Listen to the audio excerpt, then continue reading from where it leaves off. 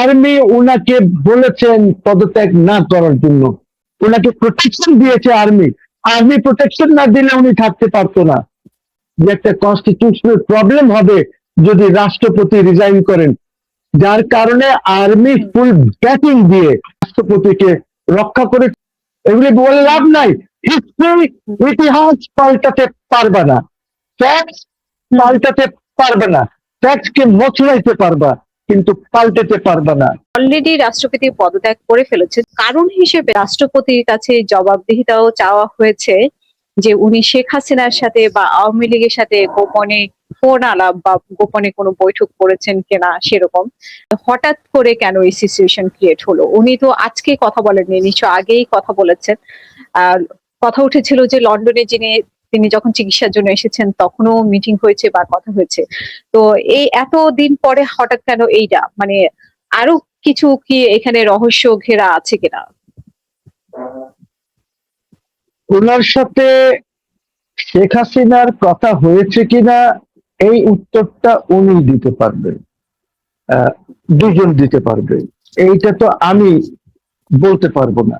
তবে আমি যে কথাটি বলবো সেটা হলো যে যদি ধরে নিচ্ছি তোর কথা হয়েছে, ধরে নিচ্ছি, তাহলে অন্যায়টা কি হয়েছে? কি কোনো আইন আছে যে শেখ হাসিনার সাথে কেউ কথা বলতে পারবে না, শেখ হাসিনার কেউ ইন্টারভিউ নিতে পারবে না? কোথাও কি বাধা দেওয়া আছে? তা তো না। শেখ হাসিনা যেহেতু চলে গেছে, শেখ হাসিনার মামলা হয়েছে এবং ফাঁসির মানে আদেশ হয়েছে, সেখানে তাহলে রাষ্ট্রপতি ওনার সাথে কথা বলাটা কি বেআইনি না? তার শাস্তি হয় বা যাকে ইভেন ঝুলানো হয় ওদের সাথে কেউ আলাপ করতে পারবে না, এইটা কোথায় পেলাম? আমি কি আলাপ করতে পারবো না? Of course I can talk, I have a right to talk. কোনো আইনই নাই বাংলাদেশে বা পৃথিবীতে, কোনো আইন নাই, পৃথিবীতে কোনো আইন নাই যে কেউ কারোর সাথে কথা বলতে পারবে না। সে সে অভিযুক্ত হোক, সে ফাঁসিতে চরণের তার শাস্তি হোক, সে কথা বলতে পারবে না, এই আইন পৃথিবীতে নাই। Forget Bangladesh, number one. Number two, রাষ্ট্রপতি তো ক্লিয়ার করে দিয়েছেন, উনি তো কাল্পনিক বলে এটা তো উনি স্পষ্ট করে দিয়েছেন। তো এখন রাষ্ট্রপতির তো বলার কিছু নাই। কিন্তু এই যদি সরকার সন্দেহের উপরে, সরকার কোনো প্রুফ ছাড়া এইভাবে যদি চলে, সরকার যদি কাউকে ভালোবেসে চলে, তাহলে তো এই সরকার চলবে না। I can tell you this one. রাষ্ট্রপতি তো আগেও বলেছিলেন প্রাইম মিনিস্টারকে যে আপনি যখন বলবেন আমি তখন রিজাইন করে চলে যাব। এই কথা তো উনি দিয়েই রেখেছেন।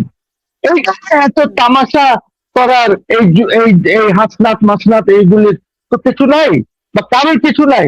এবং সালাউদ্দিন সাহেব তো বলেছেন যে উনার তো রিজাইন করার উনার এখতিয়ার আছে, উনি রিজাইন করতে চাইলে রিজাইন করবেন। বাট এই এই জিনিসটা যদি বলে সরকার বা কেউ যে because you have spoken to Hasina, তাহলে এটা একটি হাস্যকর ব্যাপার হবে। কি খালেদা জিয়ার সাথে লোকজন কথা বলে নাই উনি যখন অভিযুক্ত ছিলেন, যখন উনার শাস্তি হয়ে গিয়েছে? বলেছে কি বলে নাই? কোনো অপরাধ এটা? নট অ্যান অপরাধ। উনি তো হত্যা মামলার আসামি ছিলেন না বা এতগুলো আরে উনি যেতে চেয়েছিলেন, ওনার ভাই অনেক দরখাস্ত দিয়েছে যে আমরা লন্ডন নিয়ে যেতে চাই চিকিৎসা, এইগুলি বললো না প্লিজ, ডোন্ট সে দিস। উনি তো চিকিৎসার জন্য, আর উনি তো সে তো যায়নি তো। ওকে কেন আর্মি সিকিউরিটি দিতে পারে নাই? কেন আর্মি পালাইতে দিল? পালাইতে না কেন ওনাকে আর্মি রেখে আসলো C-130 দিয়ে? আমি তো শেখ হাসিনাকে এখন ডি ফ্যাক্টো প্রাইম মিনিস্টার বলি। আমি শেখ হাসিনাকে ডি ফ্যাক্টো প্রাইম মিনিস্টার বলি। তারেক রহমান সাহেব is the de jure prime minister, but I still call him the prime minister. Because সংবিধান যদি আপনি মানেন, সংবিধানের একটা অক্ষর একটি লাইন একটি পাঠ মানবেন, একটি অক্ষর একটি লাইন একটি পাঠ মানবেন না, এটা তো হয় না। সংবিধানে স্পষ্ট বলা আছে যে প্রধানমন্ত্রী আরেকজন প্রধানমন্ত্রীকে হস্তান্তর করবেন দায়িত্ব। তো আপনি আপনি কেন ধরে রাখেন নাই ওনাকে? আপনি কেন বললেন যে ওনার সিকিউরিটি রিস্ক আছে? আপনি আর্মি কেন ওই উত্তরার আবদুল্লাহপুরের ওদিক থেকে বললো সরিয়ে দাও সব ইয়ে? কেন ডিজিএফআই ইয়ে বললো যে হ্যাঁ তোমরা চিন্তা করো না, এখন আমরা তোমাদের সাথে আছি? কি তামাশা! দেশটা কি তামাশা হয়ে গেছে এখন। এই দেশে নির্ভরযোগ্য দেখে রইল না, সব জায়গায় তামাশা। আমি কারেক্ট কথা বলতে কেউ চায় না। উনি কি নিজে C-130 উঠে পালায় গেছে, না উনি কোনো বংশী দিয়ে পালায় গেছে? What are you talking? Sheikh Hasina পালায় নাই। শেখ হাসিনাকে আপনারা রেখে এসেছেন, যারা তখন বাংলাদেশের দায়িত্বে ছিলেন বা যারা সিকিউরিটির দায়িত্বে, যারা শেখ হাসিনাকে যারা শেখ হাসিনাকে সুরক্ষা দিতে পারে নাই, সিকিউরিটি দিতে পারে নাই, ওই বাহিনী বাংলাদেশকে কি সুরক্ষা দেবে? বাংলাদেশের সভরেন্টিকে তারা কিভাবে বাঁচাবে? What are you talking, Hasina? আমাদের জন্য বাংলাদেশ ইজ ভেরি ইম্পর্টেন্ট। তাহলে এটার জন্য আপনি পুরোটাই দায়ী করেন সেনা প্রধানকে, মানে সেনাবাহিনী বা সেনাপ্রধানকে? সেনাবাহিনী প্রধানের চেয়ে বেশি দায়ী করে যে এই যে নতুন এই যে চলে গেছে ওই নাজমুল, নেভির যে চিফ ছিল, সে এইসব সবচেয়ে বদমাইশ যে আজকে চলে গেছে। Naval chief, air force chief, they are all involve. Army chief is ভদ্রলোক, ওকে খুব বুদ্ধি ধরেছে এরা। তো যেভাবে হোক উনি চলে গেছেন বা পালিয়ে গেছেন, যেভাবে আমরা বলি না কেন, যদি আপনি বলতে রাজি না, কিন্তু না না না না, যেভাবে বলতে পারবেন না, না বসিয়ে দিয়ে গেছে ওনাকে। আর উনার সাথে তো এক্সপো গেছে, উনার সাথে এক্সপো গেছে, যারা পরে ফিরে এসেছে। ওটা টকিং ইয়ার, পালিয়ে গেছে। তাহলে রাষ্ট্রপতি যে এখন, রাষ্ট্রপতিকে একবার বলা হচ্ছে যে উনি শেখ হাসিনার সাথে কথা বলেছেন, আওয়ামী লীগের সাথে মিটিং করেছেন, এগুলো বলা হচ্ছে। আবার বলা হচ্ছে উনি অসুস্থতার জন্য পদত্যাগ করেছেন। আসলে কোন কারণে, মানে সরকার চাপ দিয়ে পদত্যাগ করিয়েছে নাকি উনি অসুস্থতার জন্য পদত্যাগ করছেন? এই ধরনের কথাবার্তা কেন আসে, মানে এরকম কথা? আচ্ছা, রাষ্ট্রপতি অসুস্থ আছেন, এইটা কোনো দ্বিমত নাই। উনি যখন হাসিনা ছিল তখনও উনি চিকিৎসার জন্য লন্ডন গিয়েছেন, সিঙ্গাপুর গিয়েছেন, ঠিক আছে? তো অসুস্থ উনি থাকতেই পারে। এখন উনি কি, তুমি কি মনে করো উনি রেজিগনেশন লেটারে কেউ লেখে যে আমি কথা বলেছিলাম, এই অভিযোগ এনেছে, এই জন্য আমি পদত্যাগ করছি, এইটা কেউ লেখে? মোসিন রশিদ লিখলে হয়তো এটাও লিখতো না। Mohsin Rashid I hereby resign, খতম। প্রেসিডেন্ট না হয়ে অসুস্থতার কথা বলেছে। আমি ওনার জায়গায় থাকলাম, আমি শুধু লিখতাম under article so and so of the constitution I hereby tender by resignation as the president of the republic, খতম। কিছু বলতাম না যে কেন পদত্যাগ করছে আমি থাকলে। উনি তো উনি ডক্টর ইউনূসের সময় এত অত্যাচার করেছে, উনি পদত্যাগ করেনি, কিন্তু এবার উনি পদত্যাগ করলেন, তাও আবার স্পিকার দেশে নাই।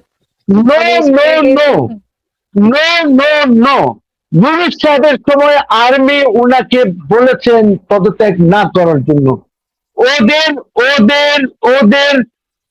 ওরা বললো এবং ওরা সব সহায়তা দিয়েছে ওনাকে প্রোটেকশন দিয়েছে আর্মি প্রোটেকশন না দিলে উনি থাকতে পারতো না, নাম্বার ওয়ান। নাম্বার টু, যেহেতু সংবিধানের উপরে ওথ নিয়েছে ইউনূসের লোকজন, তখন উনি যদি রিজাইন, এটা বিএনপি ঠিকই বলেছিল তখন যে উনি যদি আজকে রিজাইন করেন তাহলে তো আমরা মুসিবতে পড়ে যাব, কনস্টিটিউশনাল প্রবলেম হয়ে যাবে।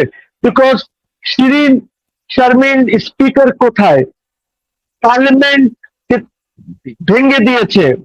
এখন যদি উনি রিজাইন করেন, কার কাছে রিজাইন করবেন? এই জন্য ওরা একটা ফন্দি করেছিল যে Asif Nazrul will be in charge of the সংসদ অ্যাডমিনিস্ট্রেশন, এরকম একটা ওকে দায়িত্ব দেওয়া হয়েছিল। তো স্পিকার ছাড়া তো আপনি দিতে পারবেন না। তো এখন যদি স্পিকার না থাকে তাহলে কিভাবে বলবে? এই জন্যই বিএনপি তখন বলেছিল যে একটা কনস্টিটিউশনাল প্রবলেম হবে যদি রাষ্ট্রপতি রিজাইন করেন, যার কারণে আর্মি ফুল ব্যাকিং দিয়ে তখন রাষ্ট্রপতিকে রক্ষা করেছিল, রাষ্ট্রপতিকে রেখেছিল। ইভেন এক শয়তান ছিল ইউনুস আর ইউনুসের লোকজন, যে ওনার আপনি চুপ্পুর ছবি নামাচ্ছেন না, আপনি রাষ্ট্রপতির ছবি সবখান থেকে নামানো হলো। This was done by Rizwana. এক নোটিফিকেশন যদি তুমি দেখাতে পারো যে ফরেন মিনিস্ট্রি বা গভর্নমেন্টের সিদ্ধান্ত আছে যে রাষ্ট্রপতির ছবি থাকবে না, তাহলে কথা বললো। আমি তো স্ট্রেট এলিগেশন আনছি যে এগুলি রিজওয়ানা করিয়েছে। রাতে রাতে সব ফোনে ফোনে এইসব কাজ করিয়েছে। এই যে একটা সরকারের বাচ্চা শফিকুল আলম, নাকি ডাস্টবিন শফিক যাকে বলা হয়, সে ওনার পুরো পোস্ট করতে নিয়ে গেল বঙ্গভবন থেকে। একটা ক্যামেরাও ছিল না তখন বঙ্গভবনে। তখন আর্মি আইএসপিআর ওনার কাজ করার জন্য, আর্মির আইএসপিআর ওনাকে তখন সাপোর্ট করেছিল। কি what are you talking Hasina? এগুলি বলে লাভ নাই, এগুলি বলে লাভ নাই। হিস্ট্রি, ইতিহাস পাল্টাতে পারবে না, ফ্যাক্টস পাল্টাতে পারবে না। ফ্যাক্টস কে মচলাইতে পারবা, কিন্তু পাল্টাতে পারবে না। আর শেখ হাসিনাকে তো আমি বারবার বলছি যে শেখ হাসিনা তো পলায় নাই। এই যারা বলতে চায় পালায় গেছে বা এগুলি, that's their problem, that's not my problem, that's not বাস্তবতার প্রবলেম, দ্যাটস নট ইতিহাসের প্রবলেম। যারা মুখ থেকে বলছে এটা তাদের প্রবলেম, বিকজ এইটা পাবলিক নলেজ, জেনারেল নলেজ, সবাই জানেন, পুরো পৃথিবী জানে যে শেখ হাসিনা পালায় নাই। শেখ হাসিনাকে আমরা, অর্থাৎ সরকারের একটি অংশ, মিলিটারি আর্ম ফোর্সেস, যারা সিকিউরিটি দেওয়ার কথা শেখ হাসিনাকে, যাদের পুরো দেশকে সিকিউরিটি দেওয়ার কথা, তারা শেখ হাসিনাকে প্রথমে বঙ্গভবন থেকে হেলিকপ্টারে নিয়ে তেজগাঁতে ল্যান্ড করে সেখান থেকে C-130 নিয়ে গেছে। শেখ হাসিনা কিভাবে গেছে? প্রধানমন্ত্রী হিসাবে গেছে। সেখানে যখন ওই এয়ারফোর্স, ইন্ডিয়ান এয়ারফোর্স বেসে নেমেছে, তখন ওনাকে ইন্ডিয়ান গভর্নমেন্টের একজন মন্ত্রী রিসিভ করেছে, because he is the prime minister. আমার দেশে তো তখন প্রাইম মিনিস্টার নাই, he is the prime minister. উনি তো রিজাইন করেন নাই। এই কথাটা আমার রাষ্ট্রপতি বলেছেন, অনেক আগেই বলেছেন, যখন উনি ওই কি আছে না, মানব যোগী বোধহয়, ওর এডিটর কে মতিউর রহমানকে যখন উনি ইন্টারভিউ দিয়েছিলেন, তখন বলেছিলেন যে আমার কাছে কোনো ওনার রেজিগনেশন লেটার নাই। তারপরেই তো ওই যে একটা বাটপার আছে না, ইউনিভার্সিটির প্রফেসর, কি নাম, নজরুল, নজরুল, আমি জানি না ওর কয়টা আছে, নজরুলের কয়টা নাম আছে তাও জানি না আমি, বিভিন্ন সময় বিভিন্ন নাম তার থাকে। তো আসিফ নজরুল সে তখন বলেছিল সে একটা মিথ্যুক রাষ্ট্রপতি, অমুক তমুক, আর সেখানে একটি হেভি যে মব বাজি করেছিল। এই মব চলেছিল, একদিন দুই দিন মব চলেছিল সেখানে। তো এই যে কথা হলো যে ভাই, এইটা তো ঝগড়া করার কিছু না। আর আপনি শাহাবুদ্দিনকে চোর বলতে পারেন, মিথ্যুক বলতে পারেন, কিন্তু আপনি রাষ্ট্রপতিকে মিথ্যুক বলতে পারেন না, ঠিক আছে? তো যাই হোক, তাও সে বলেছে এই ল্যাঙ্গুয়েজটা। উনি প্রেসিডেন্টকে যদি কিছু বলবে that he was not, perhaps উনি ঠিক করে জানেন, বা অথবা ওনার কাছে তথ্য নাই, বা হোয়াট এভার, আপনি বা উনি সঠিক বলছেন না, এইভাবে আপনি মিথ্যুক বলাটা রাষ্ট্রপতিকে, মানে জাতিকে আপনি হেউ করা, আর কিচ্ছু না। তো এটাই জাতি মিথ্যুক বলতে চেয়েছে ওর বেটা আসিফ নজরুল। তো আমার কথা হচ্ছে যে শেখ হাসিনা তো পালায় নাই, শেখ হাসিনা বিরুদ্ধে কোনো কিছু নাই, there is no anti corruption case against Sheikh Hasina. Sheikh হাসিনার বিরুদ্ধে আপনি আজইরা ফালতু মামলা গুলি করে রেখেছেন আইসিটিতে। আমি চাই না যে এই দেশে একটি আদালত, যে আদালতের এখন কোনো পারপাস নাই, ওই আদালতকে আপনি অপব্যবহার করে 2009-তে করলেন, 2024-এ আবার অ্যামেন্ডমেন্ট করলেন, করে এখন শেখ হাসিনারে, কেন শেখ হাসিনাকে ওখানে দিচ্ছি? এই দেশে তো প্রত্যেক জেলায়, এই দেশে তো অ্যাটলিস্ট 300 আদালত আছে যেখানে শেখ হাসিনার মামলা চলতে পারে। ঢাকা শহরে সেশনস কোর্টে, মেট্রো সেশন, সবখানে হতি, কেন? বিকজ আপনি জুডিশিয়ারিকে বা একটি আদালতকে ব্যবহার করে খুন করতে চাচ্ছেন, আর কিছু না।